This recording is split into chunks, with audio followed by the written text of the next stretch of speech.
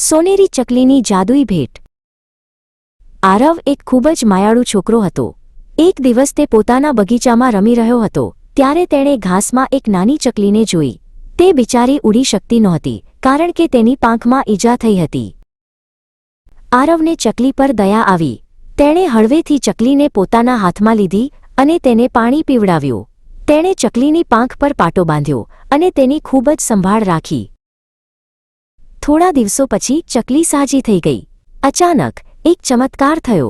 તે નાની ચકલી તેજસ્વી સોનેરી રંગમાં બદલાઈ ગઈ। તેના પીંછા સોનાની જેમ ચમકવા લાગ્યા।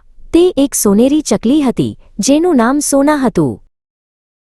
સોના ચકલીએ આરવને કહ્યું, તે મારી મદદ કરી છે એટલે હું તને મારી દુનિયા બતાવવા માંગુ છું। સોના ધીમે ધીમે મોટી થઈ ગઈ જેથી આરવ તેની પીઠ પર બેસી શકે। આરવ સોનાની પીઠ પર બેસી ગયો અને તેઓ આકાશમાં ઉડવા લાગ્યા।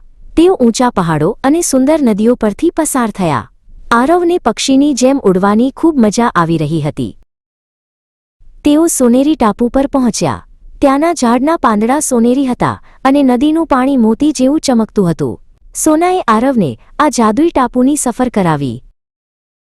સોના ચકલીએ આરવને એક ચમકતું સોનેરી બીજ આપ્યું।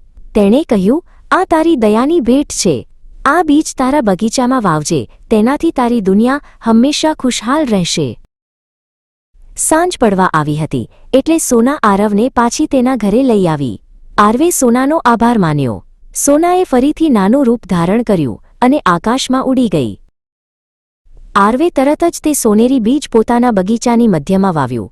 તેણે તેને રોજ પાણી પાયું અને તેની ખૂબ કાળજી રાખી જેમ તેણે સોના ચકલીની રાખી હતી। બીજા દિવસે સવારે આરવના બગીચામાં એક અદ્ભુત ફૂલ ખીલ્યું હતું। તે ફૂલમાંથી એવી સુગંધ આવતી હતી કે આખું ગામ ખુશ થઈ ગયું। આરવ સમજી ગયો કે બીજાની મદદ